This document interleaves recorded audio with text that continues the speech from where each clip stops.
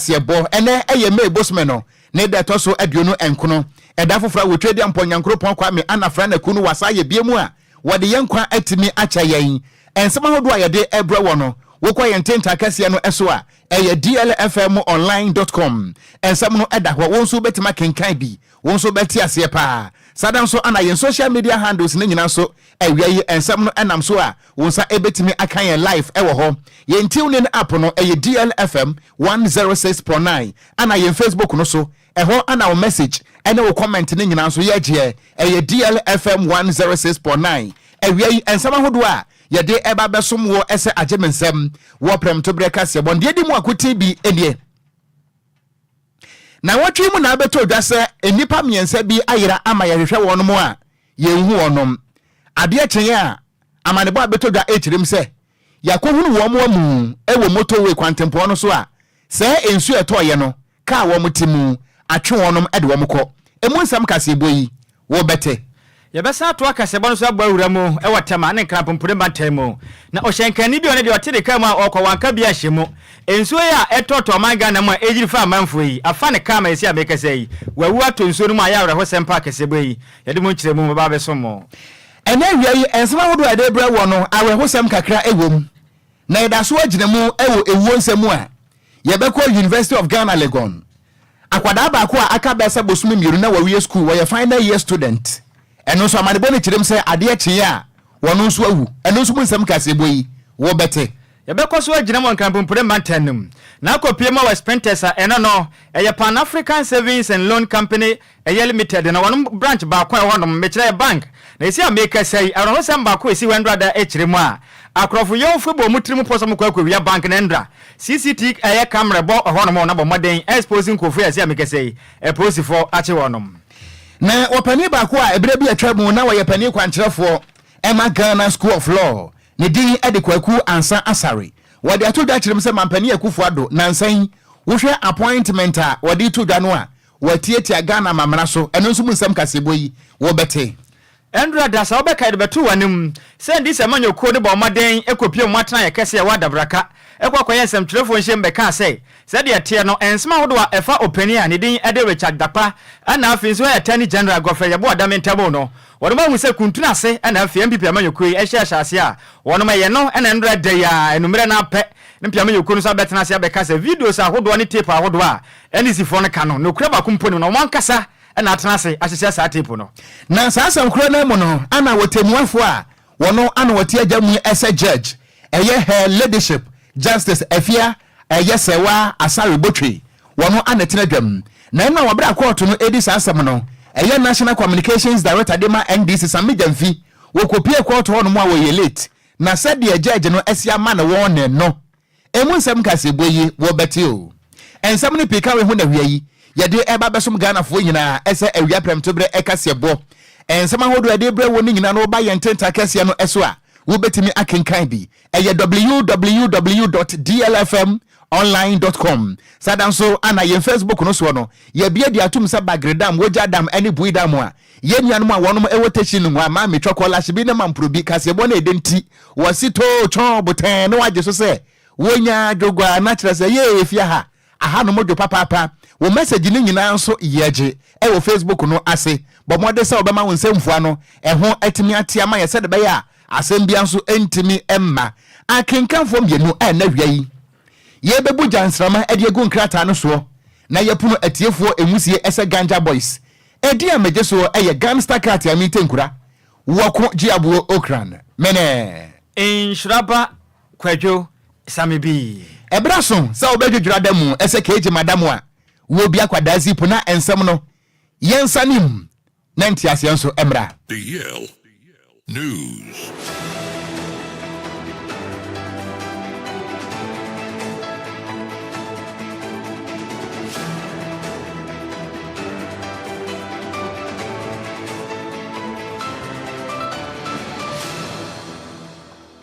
Yametiefu akwaba na yenhye kasebo no ase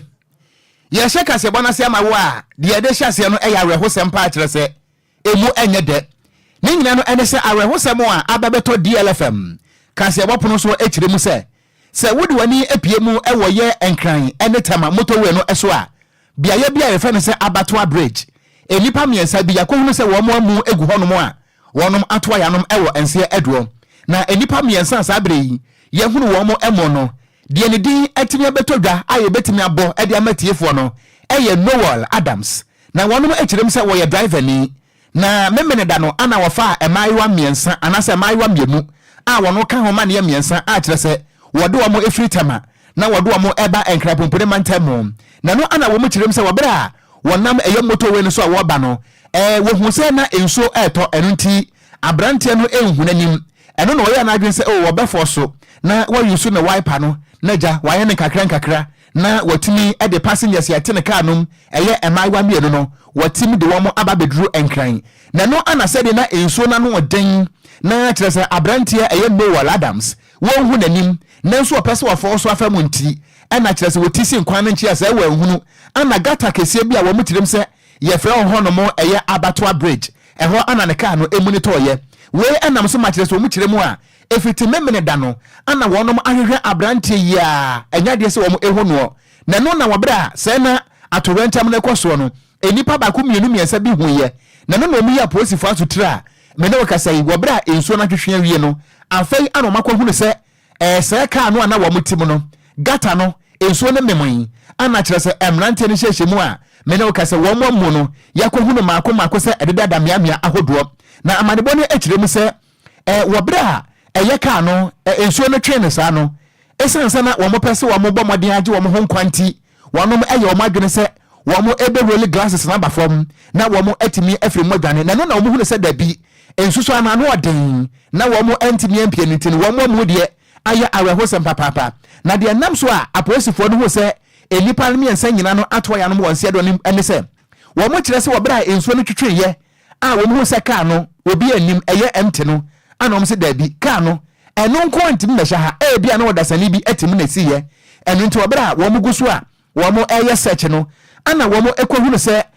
abrante no na mu akwakwahye ba bi sada nso na kire se wo mu kire mu a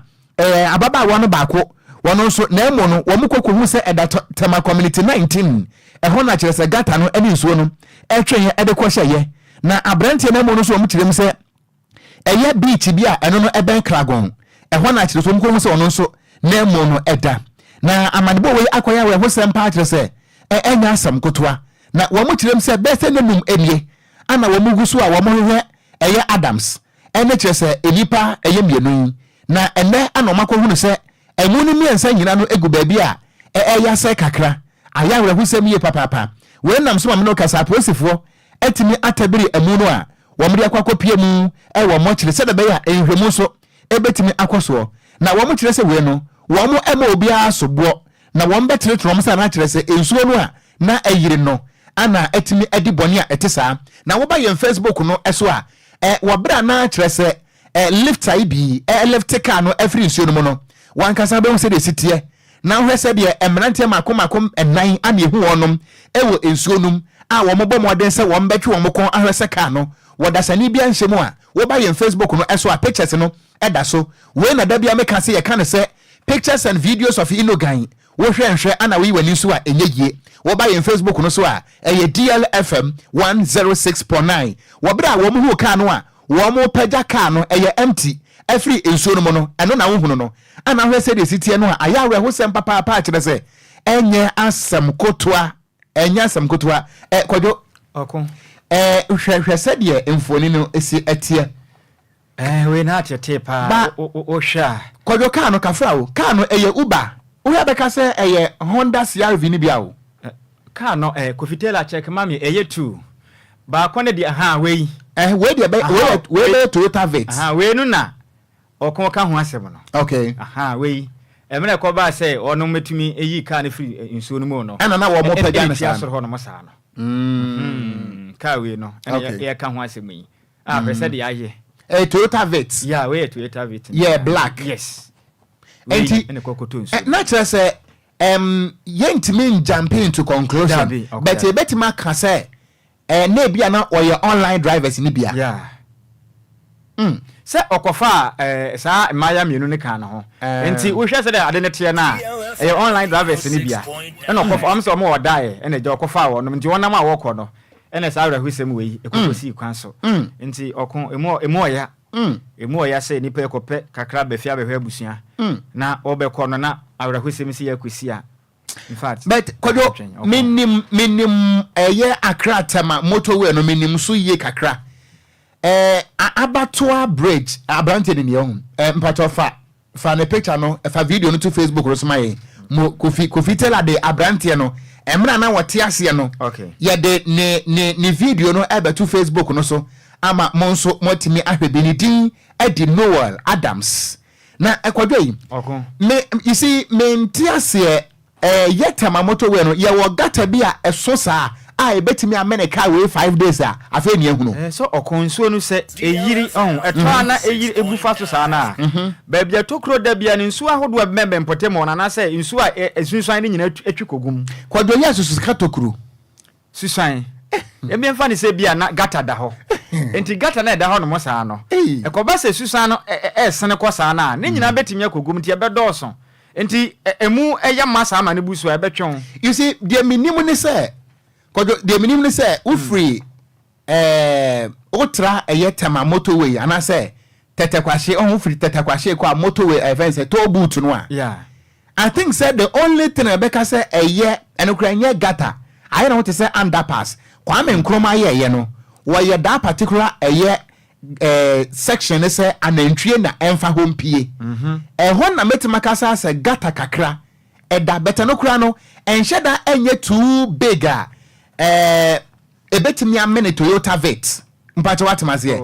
na amene car no enefu amaako enum kofi betime de picture we nso atoso amaya okay nyambotre hwe bia na car no ehye no ne hu say gata bi da honom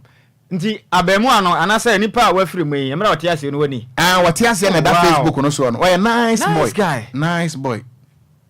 Kwadwo me say boy also say guy Kwadwo you fa dey we say me say nice boy and also say nice guy say no you to no mo kind guy oh areho enti me pata oba yen Facebook no so Noel Adams wo bra na wate ase no ana wo ye TikTok wa kire say Jesus papa man ye hwira de hye wo niam anketenkete bi ho a ha adwen pa o Kwadwo nim esini say no empenese ye pam aboa pataku ansa ne yetu abere kirefo se ewuo no aba yanka kire ye nuanom a omo ka na wo mutwika no se ensuo eto na se wuhu animo a enforso nka se minim kwan no so mekọ pake se enipa na wafa wonom as passengers no se wo mobom se wo mo pentam a bie do no mo omunya dan enko omu sika kra no mbeje afama mo omunye no omunko na je wo kra nkwa because emfa wo nkwa nkoto asem se wo mo pentem fine we can't establish say na wo mo se wo mo pentem na mo mpa da report no abrante ni nhunanim yes ana wo fo so aso obekọ obo no homodin bia se obetime twam ena akoba ni si enti menka se minim kwan no so ana haya me area you see sesi ababia me free ba adwuman me ba na mena bia na ho but ma bedu adwuma me mekofie anwumre ensuo to wo machi a baby anya mena ehotimi dane amena sanete enti menkoya ana minim kwan no so ahyankafo yesere mu ada hwede asie yo awre ho se papa ya ugina hwe we hwe nani bra bere fanse ne wura ho pa Jesus ne ma hodo a oyi ofoso a senka o mbetimi akitaje nipa no so entimi amma ne sa aduane na ede me hu anka mani di menum kura ato ento say because niam we ya ye ho no okon atete Kwadwo toaso ya to akase bo no so a ne yeda so ai wo mu watema ena afin so nka pumpuni empotem ha ya ne kwakopie ma watema motorway ho no mo a na ohyenkani a ono so na oka Honda Fit a eno no registration number no eye GR 1254-22 na amla no nam eye tema kwanti motorway kwanti po no so no ono so akohia ne kwafuru mkwanwu ani nyira ne se ensu eto ye akwakofo ono so a akwa ho sempa de yakase bo awie ye de eso mo na nkra ne nyina kire mu a ade aboa ye mamutumi eyi no eye Ghana National Fire Service for and afin so Ghana Police Service and National Road Safety Authority for ne boa ya ene ade hye won potem ho no nyina ka bo ano ebo aye etumi ekoyi owura yi ede ne free ensuo no na minta na no eye obi ono no oye second in command ewo eye tema motorway fire station ode to eye nsamtwerefo anim ekire mu a ero sem wei esi ana no meme na etwa mu nanso mra nsuo ne toya no ye den pa na nam so ema no etimi efa eye abrantiwe anana otwika ya akwaya ro hosem pa nanso ade hye won potem ho eboa ya se nkombetimi yi nanso mboye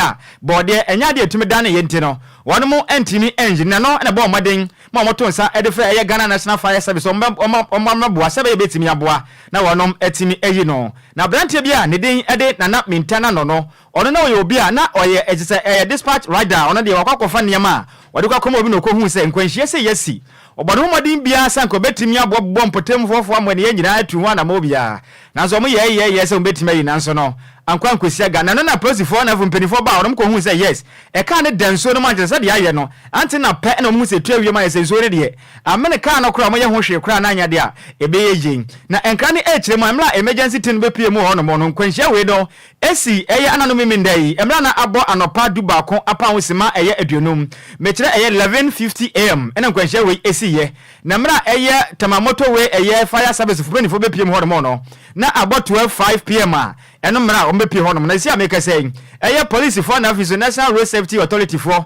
kire mu ase isi ameka so ma moden ayemu no e de Africa nanso no ayala ho sempa o shenkane ne de wahwere ne nkwa age say ayala ho sempa na Ghana National Fire Service for no ebo amane say won to sere Ghana de hye nyina titiri na shenkafo no mo na kan so na se kodum pempenso bra mu hu se nsu ato na de ahye no hunhunu wanim na nya de abetimi akoma wodin se obetimi agine free say wonim de wanim ne nsu nso ho aden ne want me anim ranso abetimi akofa to ye nchama yesi nei etimi de abane sente omba amane e de futuo ma Ghana de hye nyina say eye mra hodo a efa asentwe ho na afin so efa ye na kwa ho no ye ndisu se ba betimi abone nkwanhia hodo atise no ebi entimi enkonkoto yako we susu no nkwanhia hodo a ene so asi a ewatema motorway ni so a ye de ho nsem e de den ye tiefo awie we nso asi o motorway me na me ka kire motorway yesu ha ya car we no de Honda CRV. Yes, and then the dash one. We Honda. 4x4 Honda CRV. E mu dudu pa o. E na tu na tumi atabire no. E de na kwatu me. E ku na twene ya ja. De besre. Okosere na ya anugusu na ye ka no.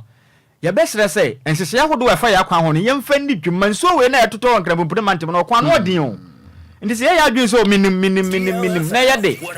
Akasesem bi di dwuma okro ma ya behwere ye nkwa. Nti besre betutu asa hyenkafo no so ni to na hunu se de akona na odin a emfa wo penye wadwen so befam to bo asema nso ne ntwetwe ansa bati asim ha adwen asem na nka ombetimi abom homoden age omokra nkwa e wo mra nka omunsi nsuo no enti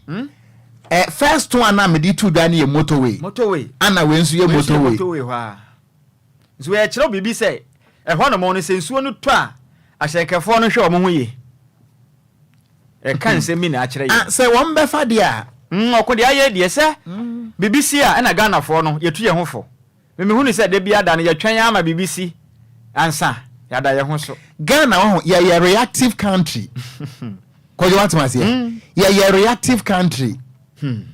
but when it comes to proactiveness zero say ye ntena se nhihye ne manfa ne mapam da bi man kwanshiense de we are you see now on my be so we take a decision after a havoc no and your my papa there be na say oni da ache what na matro ya nchemu na si ansa na what one am on your my papa there be na say ni da ache kra enya de pa Honda CRV Kwadwo eye me dream car pa o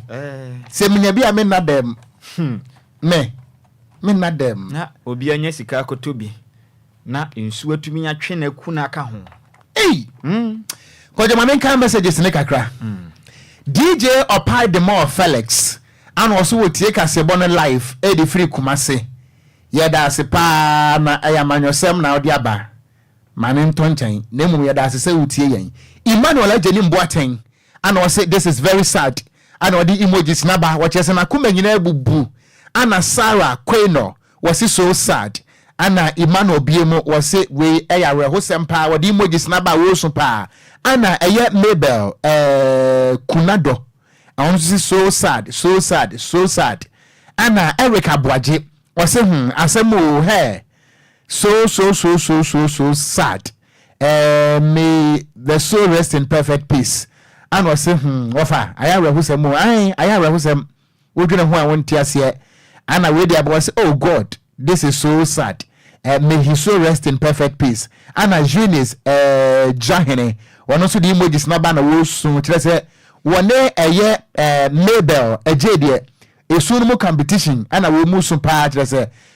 some kutwa. Now, Hans in Dio was a good afternoon, Wafa. In fact, Mokase Bono, a more the name boom, Ayara who summon qua Yango Ponfa Mokra NCA. What is Odru, Atomic Hotel, our down Sumaya, was a Casabonnet dem loud and clear life. Our hon match saying some kutwa. Anna Kofi Parliament was who take us a bonnet here life. Our Agona Bobikuma. And was say, anytime you hear rain, I'm sure I'm hearing a bro from my Rebecca Saman my bone. Was see anytime you hear rains in Accra, all that comes to mind is flood. And no correct Kofi, no correct. Anna, a captain with no armband. And was say, we are not safe in our own country. May the soul rest in perfect peace. Anna William McLean was this is so sad. God save us. DLFM. We are very bad. Pa Makase Bono so more de yada say. Anna Thomas Abrokwa. Thomas say, please, what is their car number? In fact, one more car number no there. And to me, MPA our report to Wadaroma. One more car number no there. And to me, ama ebayanka yemfa insumamoda yadamwasi yensakano. Bede se mo ya link na so ebetimi amamo ana trigger neck and was say this is so sad odo so edifretema and also we take as ebono papa just was see we tie no prisi indomie joint ashaiman Lebanon yadamu nyina ase yento akase ebono so na esu no foforo sa aba ebusuya ni nyina no ane say yenko University of Ghana Legon emu na and also ababeto da say ewurabe bia wono we final year student Edia yansaka eye Jeron na wo mo kirem se uduru eye Legon Hall ha wono an wo representative Emma Pensa me ne o ka say akabus me mienu pe na abayewa wawie ne suku wawu ya trese aya reho sempa na wono mo ekirem se eye 4-year degree course ana na rabai wo ye na watimi akwa level 100 level 200 level 300 waduru 400 akabus me mienu say August na nka wawie school no Wamu chirem se yadie bi etimi abono a wamu de yemfa no kɔ yemfa no mra ababe to dwa se team ewraba no wawu atrese aye awrehosem na wo ba yem Facebook no so a Jaron ana me pacho woda yem Facebook no so no we very nice beautiful standing lady enya sam kotua wo bra no wote ase no woni o kwadwo okon emfotie pa de me ankasa sa se na ye ba ye ankasa me bo ho a wote ya na wodwino ho a wonte ase se ubebo no ba ho ka koduru pempen so ya ka bosome mienu pe na ba ye we school na nka anya hwe kura no ja onya adwuma bi ya na nka ka abusunya no ba ye no wono matumi ate so kakra na hwe de afiri maba de atumi afiri maba aba ya kama sei anka afi no obehye na bra boase we onya nu ba bia debe afi no obehye na bra boase ebi kwa kokofitela ni da so abono kwa me pacha oba ye Facebook no so a lady a ye kana asem no me pacha we ni ye bra na wote ase no a wotwa mfoni enti na sim mfoni de obi ate ase a wontwa bi no afie bati hai wotwa picture no wogina ho abeka se subosom enso wa force wo atwa bi mo fa se me pacha oba Facebook no so akofi Kwadwo okon eya rehu me nima bi say no ko na ade ha me kura titiri won sanse mu ni say o we say asujafo ko o manga na mo ha say no onu mani da so eni mebunu bi say no wo pakutia pa o enya kutia na meboyi eno kura na me ka kire no se ko fitela ka ho ena me wo fa ka ho afi ba nom penifo bebe na keka say ko we no mo enti mebunu we no ni ko ni daache se ko ba ni say pa na ko no yensu no gugyam ma wonsu no gugyam mani ngwa na mento aso menwie ko wani mai wa hwe ase no na abusuya wo mo kirem se wuraba yi woko eye pensa Kwadwo se pensa e Pentecost foku praise him hallelujah mo wo mo kirem se wuduru eye University of Ghana Legon hono a eye pensa fo wo mo kuo ne se banyame asem kan evangelism a wo mo kirem se wuraba wodi mo ntintimai pa na we kura no nansen wonum eye asempa kire aduma bi e wo Legon school mo ho ewuraba yi etimi di mo ntintimai a eno nti program ni wie ye no ana wo complain asa ne ho emfa no wo mu kirem so ne kopie mu wa ya sabia no ana wo mu kirem se oh asa ye malaria asa ye ntridi ni ade enti wo se oh malaria de wo no mtopa ye awe tinkalom abrewa bobo ani shikura nka ne nyina betimi akọ na no na wo mu kirem se wo mu school mu hono na no pai wo mu nka bi hyemu a ababeto dwa se eye level 400 student a wo ba be wie wo ye accounting student awurade accounting student o akabusumi mienu pɛ ne wɔ wie school no hwɛ wɔ wi ya na adeɛ ba ko amana ya wɔ ho ne sɛ ne mfɛfoɔ ne coursemate ne namfofoɔ ne kyerɛ faculty members ne kyerɛm sɛ jaro ne obi a wɔbɔ no ho mɔde papapa wɔ nwomasuam ana sɛ ɛba school no activities ahodoɔ nso a wɔde ne ho ɛhyɛm ɛno nti wɔn mo ɛnhyɛ da ɛnte aseɛ sɛ yade kuma bi ɛbɔ wuraba yi na ɛnɛ abeto dwa sɛ wato ya nom ɛwɔ nsedo a meno kasa yi aya wehosem sɛ odru University of Ghana hono a de wotia ne mani sutam yo wo fa akubie ye wodifo nkansa mi be wo wiasim adwonko ye na mekani se ni o wo ba kufu na me ye ni denie Kwadwo se ye ko Roman no aya na yesi Yesu awu na se ye Yesu ayi a ye wonwom bi a ye mrewa no ya na se me na me join maku na ye wonwom kro wo betene wo da sani mo bro senjo mi suma frɛ wo nya medefo me na me maso saa na emrewa na adwosu wo betene defo enti na sa eyem nwanwa sɛ asɔro no ye wo memakuo wom na utumi kwadwane memakuo saa ye wo freedom of association ɛhɔ no mom na abom pusa kakra Ghana Black Queens enye be ma ne coachi se wapam no ye mpam no enti sisi a omde ama oba o me se first no se ne be ma ne coachi obetumi aka ho na se wa ma ne bia ntonwom na wa na wudi animu saa me so na me wo voice okay tie se dem si ma anyom no so no oda sani mo bro senjo mi suma frɛ onyame defo saa bre ne wo me no beti se maami ye twon a mambroni na na mepe wo manyina ye mre wo se Roma soro no babu na wo mu wo 60 years babu nkura no wo 60 years enti me maso saa no mre wa no wo machi na wo mu age so wo dafu what was here enti wontimi nhya mesam ye diamond me nkodwan ne memaku enye compulsory ene de se o ma na kura mra kire yen sa se ekuo bi a ope no utimi de ho kodon Ghana ha ye ni girls school bi wo ho no ma nkyira de o mo kyira de ho no nti we de mem wadi bem but abaya na we frem ne de mema busuafo ni nyina hyeden yes said yo o mo atumi atete abofra batete anya yizo wa hwe abofra bidum pempen so we say na all of us said no atumi afrem sa na nyamyanim ne kure ni atete so Nyankopon koso wa nkyekere mo were no so o makomam ayawe ho said ade atwerese me ka no so ono nyame na de ma ono ana eje na tabiri onwingwasi samre obi so ne mpena wuo ayawe ho pa obi dofo na ekro yo benden DLFM 106.9 Kwadwo to aso na mera ho oko ye to akasebo no so ane da so agina mu ewo nkrapompude mantemo na ndurada awrahosem ba ko de so ekoso ewo sprinters eno no wo nkrapompude mantemo na eno na akopie mu a eye bank ba ko a ewo mpotem hodom eye Pan African Savings and Loan Company branch ba ko eno no wo sprinters na ndurada akronfoteche mo ibo mutiribu process de yete bank no mahunu sei sika pa na so do so ogu wonum ni senti no ekom de wonom do mo ko fa sika ne bia ko bo mo ho bra na nda endo adai awiakete na mrantiwe ibo moden afa atuo ene nkrante ne mpontima ebo wura wonum se ne wonom ko akwa banking na mra mo ko no Nyankopon adom na CCTV cameras no eye adwuma keke ejina ne na so pa dira mo ba na camera yi eda wo so se ya na krofo ne hunu se ade na eye jup bia je se ne de kama pa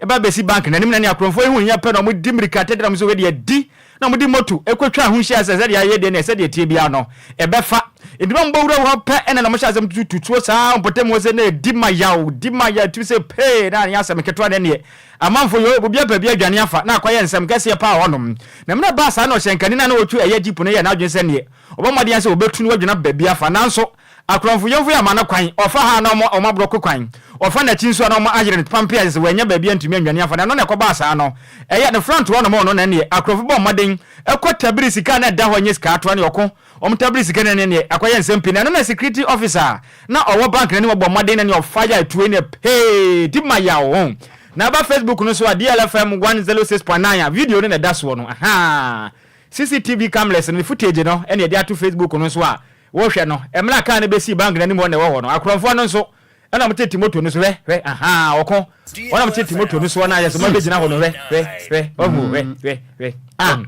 akromfo na ekro no aha yes akromfo na esene no oh okay we ka ne si wo no enti so omabawura ka omabawuram wo se ba ko na kwatam sika no we ene wo de esene no sika no wo de esene no omaba kwatam sika na wo de esene okay omugya moto no to form omugya moto no to form ta yesika sem kana besisika wom sa bank anim na aba ntia ne a sika wom security na ntimi antutuo otutuo wonya bi awurade etuo ka baako sa etuo ka baako ma ne tuhwe ye man randa ze onde na so koye hye mama hwe etuo ka baako mama hwe on say video na wa but yenya ne nyina ti yenya ye ne de otumu say emra na akromfo no bedu ho no ma na omtiti moto no so ombe wura ka dem ebetam sika no hwe officer na apie ko no yes security officer na ekogina ka no ho no oh no no I say ya ne kwesi ye wandra sprinters enti per the report ne tuo na security ne tuo no wonya amro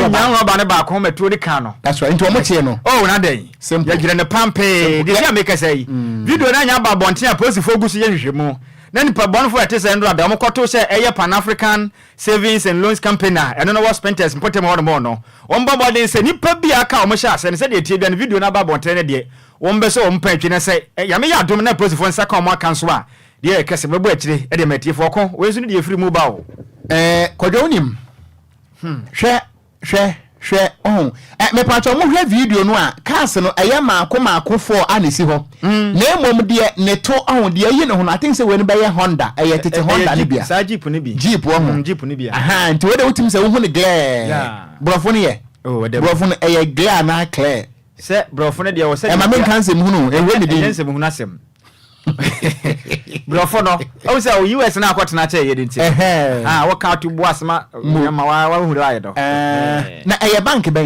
bank ne we no eye Pan African Savings and Loans Company okay international say car no a wodi sika na ba no eye customer e bia wo be deposit sa ana wo mahunu se sika kese edam na kwanya mwanwa minim kwanya akromfo no tumi hunu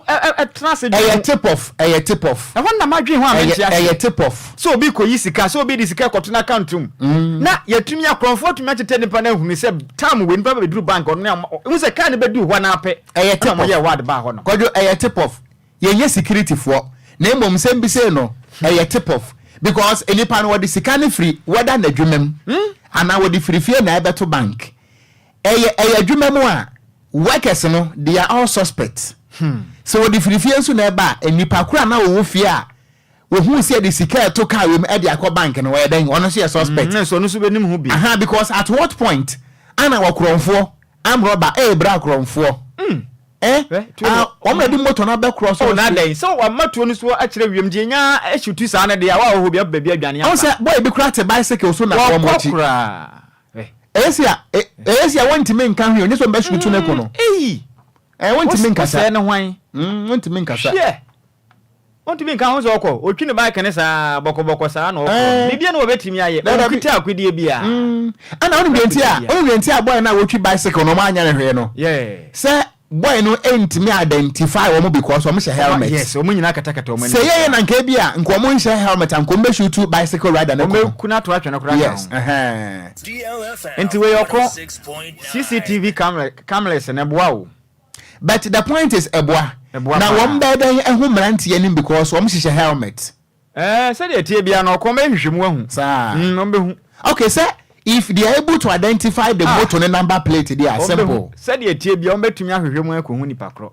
Ghana Police Service they ba say they amejo mu dipa da bi hwe ba taxi ni sie no etuo bi toy every taxi inside say eno no ye we ye fa ni sen security officer na owo bank ho no mo no ona na o fire akromfo di ka be tutuo first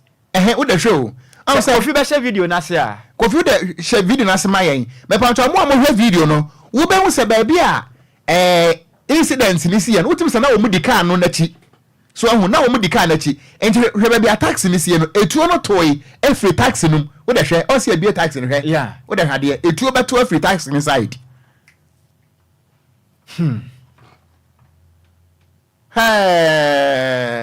ye bra kronfo afina car na bedu besi ebedu ye ne yehwe ana boys ne so apake wo o mudi na chi o no mudi na chi mudi na chi oh yeah but baby a cars ne nam no minim eye bank no compound ho ananse eye kwan mu I don't know go to mu se kwan da ho enti enye fence wo onum ana omo wei wo se omo wo fence wo but wo to mu se baby a manfo firi bai ekwan bi da ho pie wo se baby a car no su firi a be wura bank wei am say entrance ekwan dem okay yes edi wura wo no di pie ko okay ebi omo wo in and out yes nti enum no mo wura mu apere mo so beto aso ho no car no se jeep ni nya be si ye pe na mo so be gina ho no nti ya de mo tete na che on traffic mi nyumu di na chi a wonim but etuo hwe say etuo ato yes etuo ato Africa no a tax etuo ato Africa tax num etuo me pamcho mo hwe bi mo boy o Facebook no so no de ye kan ye boa etuo to Africa tax num de mo hwe ne din etuo beto Africa tax num so I don't know me ni power to say etuo no and security na won kita tuo what must say ka to ye ho yes etuo to tax num etuo ne free soro Nyankopon na to ya na da bi o baby a no be se ne koye no omo ko gina asoro nti me na omo hu se we na yesi no amanfo ba ro na omo we de o hwe top no ho a eni omo tutuo ne free soro an ro be se no na tutuo ne free soro ho no and free the other side we de hwe etuo no be free baby a taxi ni sie no na aba I think say maybe a bank officers ni bi because if oni bi na bia okay the way free the other side no and buy because we have security no our private security we get to you one more yama one mutuo eyaba what must here eyamfia ana em say we say the savings alone yeah we mna na one time pay the service of the police one monfa aye private security for no anti no won kita tuo I think say tuo na to ye no eye ebia a customer ebia a customer wono so ba bank ho ana ebia wono issue to just to deter the robbers asempa Ghana din obi kakra wa hwese agede kro boys wa kokodro sa sem su de nansen bu da na nka yentante ense uyi de sie wo ablekuma de ya yekum police ni I think say ebi nhye dansi bi mu tentisi abasara manfo ani mra obo ho so cause sanko fo ni ma san aka omo ho biom Ghana fo ma omo ni na omo ho so yi pa menye sure sana police ni e wo bank ho na okonso ade ba ko a ye besere ne se tuduo na bibi obeye bia obo na danfo amane obi kura be ko bank kura ko iska kura pese o ka kire na busuafo na ne fiefo nyina na yankofo nyina mu zo na dia pai okọ bank ne mabu ho yemfa ni agro ana wo menso tikem ne ko a wo ye na kire se okọ bank ko isika na nipa na tika ne mo no udi nkomo wo wonim ba bi wonim ba bi obi firi bi kura na ya roba kese pa na otimo no nti ebe hwe ye kasa mu ye ni se de ye de ye niam bi tutu abonte no you see we nyina no da bia me kan me say personal security is better than national security because national security officer no yentimi enya one Ghanaian one national security officer but wo wan kasa no ma wani nkwa hu yiye wo tika mu a enkomodie bi a wanum say ye sensitive no unya sa akọ no a enka emoso but obetimi tena kam sika wonya no a day woka baby a wo save woka baby a wotie obetimi ka eka ne fie ni GPS address nyina woka look at this omonyere omo ho na look at this anum fo no tete honum ye de yaka musimu mfi yan ayo ebi efiri na ekoi ombetie we no de yato mu kotodwem Kwadwo okon enen sama eba ni nyina no awrehwa nkwa nanso discount ko de ko yentu akase bonso yentu aso meti ha pa me pa bia kwedi kongonte minya hu mata bi di ko enya ho de bra kronfo ya mre mba ko bi ma mentu akase monso na menko na medi sofu ya wahwe ase achi amebre na wapania ne din ede kwaku ansa asare kane na waya director Emma Ghana School of Law wada to that him say mampani akufo ado anamo bia wo tuo no wo tietia Ghana mra so pa ani so pani adentia was so here in the Padodo Mampani Akufo-Addo e pese wode wo mo ebu o mayi a wo so wodwene ho awonte ase na nansan wo hwe appointment Mampani Akufo-Addo eye no a wo so wodwene ho awonte ase se a wo Mampani Akufo-Addo 2016 eni Padodo ado ma bu man ministers and deputy ministers wo mo do so say wo kra ba tan ho nin Ghana fo aka sa Ghana fo bre anu nti susu sisa enipa gu amamuo num ni nyina wo nya de se wutie anu nti na ba ne se na se de Ghana fo ka no asa Mampani Akufo-Addo no asa wo to na tampon nyom usu na meye wo so wadwure ho a wonte ase na se wo hwe appointment Mampani Akufo-Addo ye no a wo se wo kenkan wo my Ghana mamra no a etiamra se wo be fa nipa dodo bi aboro number no a constitution e kan so na waka se wonom eye ministers anaso wonom eye appointees wo de sanse mu nyina atuga na wotere se ebre bi ebare na kan Mampani John Dramani Mahama na wono so afa nipa ama na bro limit no Ghana fo kan e ma wote so na so Mampani Akufo-Addo de asese bio waye na so dendende se kahuro a chese eda wache so kofitela wache so ya kan eno ana wapani kwaku ansan sare tirim se Mampani Akufo-Addo beko so wabu na so munia e wabra Ghana fo ebra wo hwe ni yepa. 1992 the first practitioner was Jerry John Rawlings, isn't it? Even Rawlings, we didn't feel that there was a need to review it. Kufuor came, everything went according to the dictates of the constitution. Mills came, everything worked harmoniously in consonance with the the provisions enshrined in the constitution. Why now? It is because there have been basic differences between the operators of this same document we are referring to as the 1992 constitution. If the operator, if the human agent of the republic who has to operate the constitution does not respect the constitution, it will give the misleading impression that it is the constitution that is at fault and not the human agent who is operating the constitution who is at fault. As far as I'm concerned, our current president does not respect the constitution. Yes, and that is the problem. It is not the constitution that is the problem. It is the chief executive of the state who is the problem. Na wapani kwaku ansa asare wada in Facebook no so ana woka sai na ne kura mu na wo tirim se so hwe amemu na Mampani Akufo-Addo ebuo no a de di nkan ase tumi no aye ne de enu nti ama ne suban kura sesa se de Ghana fo beka bie ne ho no mu a ewura Mampani Akufo-Addo asom we enam so ama ne mpanimfo odo mu bu man ne nyina no so ada ne se bio corrupt wa se bi kuro no aye bonu abem no wapani ne kire se ha dwen papa se de corruption no wo motimi ama power no influence wo musa no wo tere Ghana fo bre enu nti wo muntiatia break. The Nanado I knew as a colleague, legal practitioner, is different from the Nanado I know today as president of the republic. Power corrupts. Absolute power corrupts absolutely. And that is what has happened. It has entered his head. He doesn't respect them. Eni ayeti yeyi eye penimpa kan na wono ana Ghana School of Law wada no se director ne din e de lawyer eye kwaku ansa asare ana ode sansem ya tudwa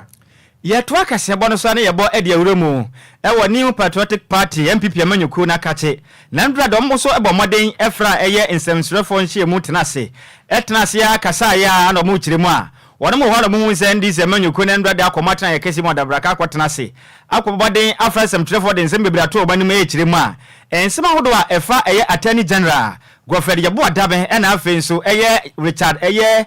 Japa ensemo no omo tiremu agese videos ahodo na afenso tape ahodo bi aba bontere no edi adanse pefe se eye Attorney General obommaden dada eye Japa sene omomaden tenachi no ni adanse krumu na wonom emfentia eye atofo sense be ye betimi aboa na MPP amanyokoi atumachi bapred na kotu afiase se betimi aboa wonom na 2024 abato ye hunu se ne ndisi amanyokoi na ngazo Enquiries kurantini Ghana fo betimi ato aba ne de tia wonom na watchire mu say sa video ana say tape ahodo endra eni se manyo kunu kokko no maka che no o se enya bako edi ka okaza de watchire mu say tape na nkasa no eye sema mako eye 26 minutes na eye sa tape tape no eye nanso emre ndisi efo ekotra kwanwa mu keka mo nsa no mbo mu eye 16 minutes pe ndi sa 10 minutes na wa hefa o matwa de ato baabi afizo wo kire mu a video tape na nkasa no eye MP ndisi amanyuko na nkasa ana akaka wono mankasa ne masie ni we nya de a eye tape a edi adanse afinzo ene mbo ni bibia ni wa na ewo mu a e kire sei attorney general eye Okogyeabour adame no o ka kire openia de den ade wechare eye jakwane sei o mabedi adanse krumu emfentia ato forsen emna okasa no emu enchire mu enie. It is unacceptable that Johnson Asiedu over the alleged tape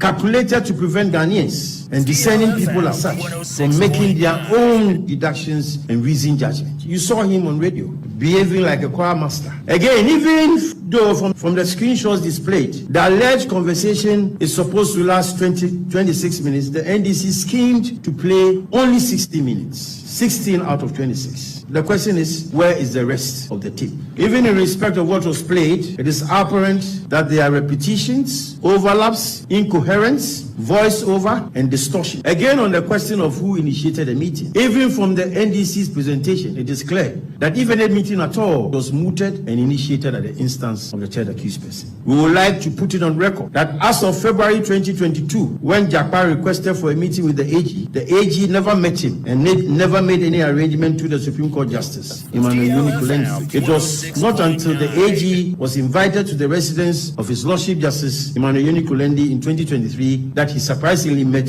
Richard Jakpa at his residence. Enuachi ena legal practitioner oda MPP amanyuko dando Frank Davis chire mu a NDC fo na beka se be ya anka Okogyeabour attorney general no momode se nko ba resign e de ni dimedie abawie nanso no o chire mu a se ko he se ba he o mo ka kosi sempo attorney general Juma pa wo po ne se de osmo magana no on resign ne resign o china na mo de be fa go fe down ma mi wie a me ka se me attorney general for ye hu o ma ba mo ho ba kwa go fe dame for me is the best attorney general Ghana yenyano young man abrantia oye na juma kama o ni die wo buo di mo bia wa hye da sua juma no na on be so mo se no NDC fo mu ntie on resign o china obekoso ya na attorney general no ya na juma se ne fata mo doctored mo fake tape ne mo akekansi ani ene ma ye ni nya no enkosi ba bia obekoso ya na juma eno achi ena wasa kire mu so wo hwe ene ma hodo NDC fo na ye na we nyina yakwane asa wono mpeso mo fa so na ne atofo se ne dwuma wode adi omaga na ba oma ne kano mo bo ne ho ban eni ti na NDC amanyuko ni etu sa na mo nanso se de etie bia no atani gya na bekoso agina ne naso efiri se omaga na no ede na koma so na bomade adi nsem wo yachi kopem se omaga na sika biara NDC amanyuko edi aba oma no wono matumi agisika no ede from nsem. The latest allegation by Richard Jakpa, the third accused and an associate of Kesela 247 in this Bosch ambulance procurement transaction is therefore only a further ploy contrived to curtail the prosecution of Atu Forsen and smear the Attorney General's integrity and reputation. Any awoti ye a legal practitioner. Oh no oda a MPP amanyuko na no. Ne den Ed Frank Davis.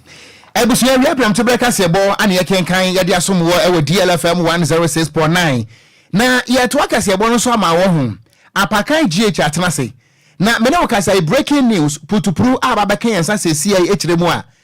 se wudru oti mantamu a ne mensi baako ene krachi inchumru nikuro baako a eno ene banda me na okasa yi opemfo a wanya bosome enwotwe nikunu atwitwa no apatese ewurade nikunu atwitwa no pasa na we no ye breaking news ade mamo ye ma yensam trofo ade akire nkakra adwumre no osi akase bono ye the details ni nyina ebebra mu nembom pictures no a abeka yensa wa hano de enya nika wo pemfo aka be se bosome ne wawo no nikunu atwitwa ne sekan a wo hwese de maame no wo sida ho na nafunu ankasa se bia akwada ne hyem sekan na bie so no a eye grace ya hyenom agise nyankopon bam ye di akire anwumre no nsia no ye the details no ebeba na Godfred Kwadwo eduja mfikumanin ana wasu wotie kase bono hwe ne life pan wase dia na ekoso wa Ghana wasu wotie yan edi free eye Elizabeth ewo New Jersey USA akura eho bako de nyame nka mo ho ate ana enkasa GH wase awehosem nie na aba pobi wano so di emojis na ba na wosun ana Eric Aboaje wasi ye wofa awe ho sempa wonti Ghana pa ni nyankopon hu ye mobo na wo mo awuo no nso nyamemfa wo mkra ensie yie ana Samson K Tom Clancy wono nso de ba no se aya awe ho sem Amoako Isaac wasenana the bridge is very dangerous. There is no guide there's no guide on that side, and it is possible if you don't know the road, you of course you will cause accident there. Okay, when it's raining. Was say Abattoir bridge na wo motorway no so was say no guide into no one way albetom pe ano no so dey abai. Anna Mary Amponsan was say very bad. Anna Robert Gamele was so far. Did you know a place called Adonfe Enyinase? I want to go there because some girls are asparaguizing me over there. Should I take Accra to Aflauka or Accra to Hoka? Yeah, for Bodri Aseka. What? Now, bro, I say we did the brother Richard Steven. Was say the gunshot is from the robbers. Okay. One of the baby you know. Anna, why so any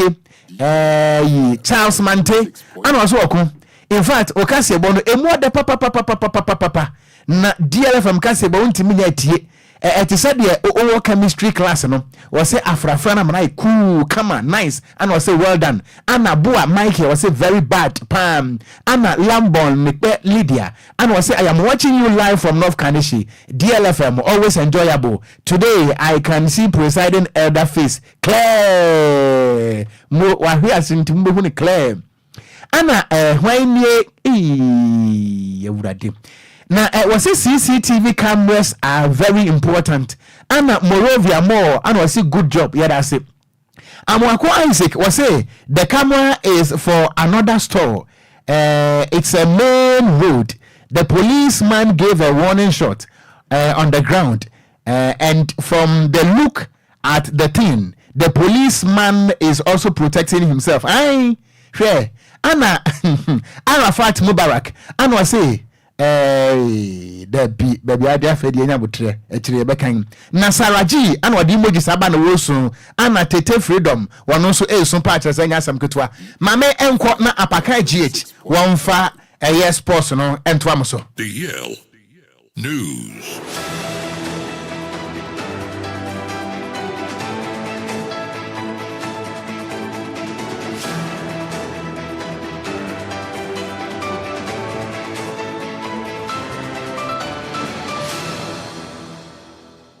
Abusia yan sama wa ha ema wa kwa bamfam DL 106.9 FM kasafidie so ena ukwada area prem to breka se bo sumre redo se agudie mu nsama wo so aya boabo no abusia yede ebeda na wo huni akọ ene nieba ewa agudie mu nsampi na ne yede ba Ghana de wa ena nkrofon kroso de latest any exclusives no ya boabo ani nyina no abusia yeba na yede abeda me amede nsam ne ba no edi ameje so no eya yesu ano de hye Apakan Judge the Blessed King. Ebusia mention semna say emfam fifie emfam de mention say emfam fi the senior national soccer team the Black Stars of Ghana kache na ebusia unim say June 6 and June 10th 2024 year di anim no ye ne oma ye friend Mali and Central African Republic ye World Cup 2026 e qualify game ye de bebani na ene wo GFA omo headquarters conference room no and a Black Stars of Ghana head coach your friend Otuado enemy squad or de kwakobo star game na 26 man squad na minya motena mi break down squad no emfama dia say enetie goalkeepers no of Lawrence Atizigi Jojo Warokot and Frederick Asare of Kumase Asante Kotoko defenders no ubenya Gideon Mensah Ebenezer Anai Salisu Muhammad Jerome Opoku Abdul Mumin Alexander Jiku Alidu Sedu and Tariq Lamte Oko midfielders na Muhammad Kudus Enes Niaman Salis Samed Ibrahim Sule Sulemana, Thomas Tepate, Edmond Ado, Elisha Owusu, and Abu Francis, and attackers no more belly the lines no say NTA, Osman Bukari, Fatah Isaku, Antoine Samenyon, Jordan Ayu, Ibrahim Osman, Kamadin Sulemana, and your branch friend Brendan Asante, into Wayne Rantia Makuma Kwadwo Oto Ado Enemwa, in the Omkwakobo da World Cup qualified game against Omaya your friend Mali, and Central African Republic, Yede Etuanim, into Minoka say captain, I friend Andrew Dede Ayudie, Oto Ado Eyinidin Eddie Fee Squad Numa, Yede one some Eddie Atuanim, Wafu Zombie under 17 championship no, and draw third and fourth no Etuja, or my Ghana under 17 etnasem, Emma Nigeria, Echia boy a couple polimi and some Yetimumino, and Timinoka say Nigeria, and Aje bronze na Ghana yet also forfa, yet on some Eddie Atuanim, na fine and also Eba so between Burkina Faso and your my friend Ivory Coast, fine and no Equariano, now Burkina Faso Achi Ivory Coast, Abo me couple polimi and sa, and moment to me at Mubakon, into Wafu Zombie under 17 championship no, Burkina Faso NRJ, Eddie Manaswa, Yadon some Edimon, na PM our heart of Fokakachia, Nanse Enyama Enquiries and Famom, Omo battle for relegation. Na Mr. Frederick Mom, a former managing director, Edimatima friend Hasselfolk, or say in the Hasselfolk AM Pempenso Medri, any bad performance or modern dino, one shada Wunia Hasselfolk team no, said then a problem no, one shada Ehu, na honor the Nyobecanism, or hearing, say Bobo Kwa, your friend Hasselfolk able to me avoid the relegation. Na omonko relegation. Na Mr. Frederick Moore Echema or see Emredu say Hasselfolk team no omo betra say nande omaya assessment kwan omo faso eto players efa coaches no ta process no e say omo hwe nie e say players ni bia wo team no omo nku omo mobo coaches ni bi nso eba no omo modern DLFM enti Emredu say mpenfo betra say na process omo de high players any coaches no omo behwe nie pa Mr. Frederick Mon some of the atujano no yedi ama grassing awako midfielder Edema Bobokwa your friend Great Olympics now say Great Olympics no almost at 16th position with 36 points almost relegation according to grassing awako no or see baby edu no supporters no montai team na china momo send be ya to me avoid relegation or see kwambia so no ombe konkoden send be ya Great Olympics almost relegation grassing awako nen some of the atujano no tew awa amano no Yenram el Bobo Kwefene Barcelona catch el Spain. Yadi atu anima Zavi Echo into a new manager. Na Hansi Flick German manager and a Menoka say Obabe manager. Edi Amabobo Kwefene Barcelona no officially no and they were signing a contract no as new Barcelona manager until June 2026. A 2-year contract and I was signing and Chebiano and Deyano Barcelona Ebepano to officially as a new manager. Edi Amabobo Kwa friend Barcelona yede won some DMO Menoka say Vincent Company and so enam kwan so or touch it down Munich Germany na ono so akọ signing a contract until June 2027 na Belgium manager Vincent Company and so akọ a new manager ere amabobo kwa your friend Bayern Munich nyame adom anwumre pina wo ho a yede babe pe so ere amawo ebusu agudie mun nsema yede ba ne yem fancy na yem praprechi mfa kasebo no ensimi amedi agudie mun nsema na yede ba no dia meje so no eya yesu ano de che apakanji the Blizzard King. Over to you Okogyeabour. It's official. DLFM 106.9. Yada se enti ebusuanka sebo no aha ana ebrebe maye kwan men sama hodo a yebobo ano de beso mo ne nyina no yadi ebesie na bo a Michael ana o si DLFM news emu de papa ana o say I am watching you live from Cantamanto na o so watch ya ono ana ire eye Sandra o say bo a ewo dentra ewo Gasouth ana wono so odi abenti da mo nyina se yemfa se da nso ema champion Kofi Taylor me won fa asempese eno no won na de ko Facebook no eso no ma hwe no a ama kire se he na de akire din o eno wono ahu se wo fa wase so wase ho wentimi nso meyi meto da ya bin kedu aboba enti aseda biam koma wo Ghana ni se wo ya aso ma ye nso ye ba besom wo akenkanfo mienu edi a mejeso eye gangster cat ya mitenkura Okogyeabour Ocran mene me wo fase Nhyiraba Kwadwo Sammy B. Yana mo nyina se awie yi ama mo nyina mmo. Eni tia ogye en oboja. DL News.